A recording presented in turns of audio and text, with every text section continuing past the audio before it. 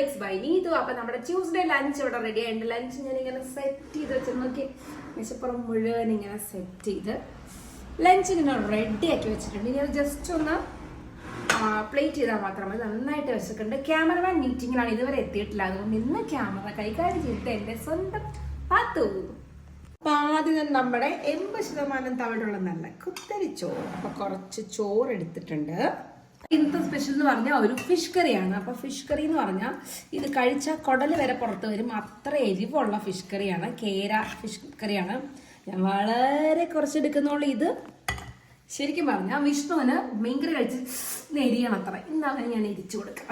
അതിന് വേണ്ടി ഉണ്ടാക്കിയ ഫിഷ് കറിയാണ് കേട്ടോ. പിന്നെ അല്ലാതെ നമുക്ക് ഇന്ന് അവിയലുണ്ട്. അപ്പം ഞാൻ കുറച്ച് അവിയലും കൂടെ വിളമ്പട്ടെ. അപ്പോൾ ഒരു സൈഡിൽ ഞാൻ അവിയൽ വിളമ്പി കൊടുത്തിട്ടുണ്ട്. ഞാൻ കുറച്ചേ എടുത്തിട്ടുള്ളൂ. ഇനി നമുക്ക് കായമെഴുക്ക് വരട്ടിയുണ്ട്. അപ്പോൾ കുറച്ച് കായമെഴുക്ക് വരട്ടി ഒരു സൈഡിൽ വിളമ്പി കൊടുക്കാം. യെസ്, അതും റെഡിയാണ്. അപ്പം ഇതാണ് ഇന്നത്തെ സ്പെഷ്യൽ. ഈ പാത്രം കണ്ട് തെറ്റിദ്ധരിക്കേണ്ട, ഇത് അമ്മ ഈ പാത്രത്തിലാക്കി വെച്ചതാണ്. ഇത് ആക്ച്വലി നമ്മുടെ ചമ്മന്തിപ്പൊടിയാണ്. ഇത് പ്രഭാമയുടെ സ്പെഷ്യലാണ്.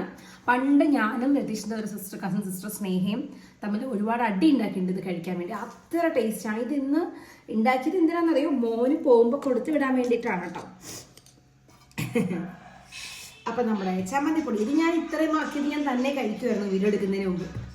അപ്പം നെക്സ്റ്റ് നമുക്ക് കുറച്ച് മാങ്ങ അച്ചാർ വിളമ്പാം. അപ്പോൾ കുറച്ച് മാങ്ങ അച്ചാർ വിളമ്പിയിട്ടുണ്ട്. ഇനി കുറച്ച് പയർ, ചെറുപ്പയർ, അപ്പം അതും ഞാൻ കുറച്ച് വിളമ്പിയെടുത്തു. ഇനി സാലഡ് ഉണ്ട്, നമുക്ക് സാലഡ് വിളമ്പിയെടുക്കാം. ഇത് ഇത്രയും ആയത് എങ്ങനെയാണെന്നറിയോ, ഈ ക്യാമറ കൈകാര്യം ചെയ്യുന്ന എൻ്റെ കുഞ്ഞിപ്പെണ്ണ് കഴിച്ച് തീർത്താണ്. കുറച്ച് സാലഡ് എടുക്കുക, കുറച്ച് ഫിഷ് ഫ്രൈ എടുക്കുക. ഇന്നത്തെ പണി മുഴുവൻ അതായിരുന്നു. അപ്പം അടുത്തത് ഇതാണ് ഫിഷ് ഫ്രൈ. കേര ഫ്രൈ ചെയ്താണ്. പാത്തു വിചാരിച്ചത് ഇത് എന്താണെന്നാ ചിക്കൻ ഫ്രൈ ആണ്, അത് പറയാണ് കഴിച്ചുകൊണ്ടിരുന്നത്.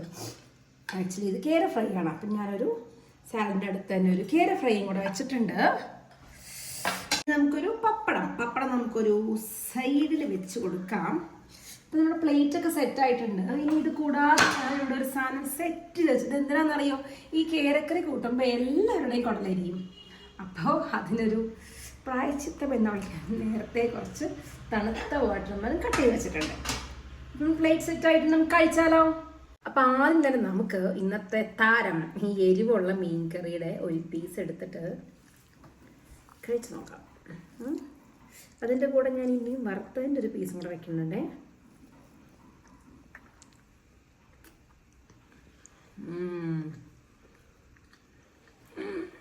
നല്ല എരിവാണ്. അവൻ എരിയുന്നില്ലാത്ര.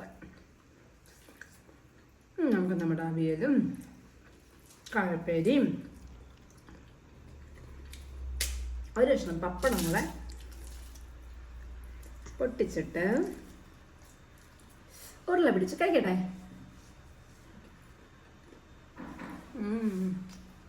എനിക്കെന്താ കട്ട തരി മിസ് ചെയ്യണം. എനിക്ക് ആക്ച്വലി ചമ്മന്തിപ്പൊടി ഇങ്ങനെ കഴിക്കാൻ നല്ല ഇഷ്ടം. ഈ കുപ്പി നേരെ എടുത്ത് വായ കിടാൻ ഇഷ്ടം കേട്ടോ.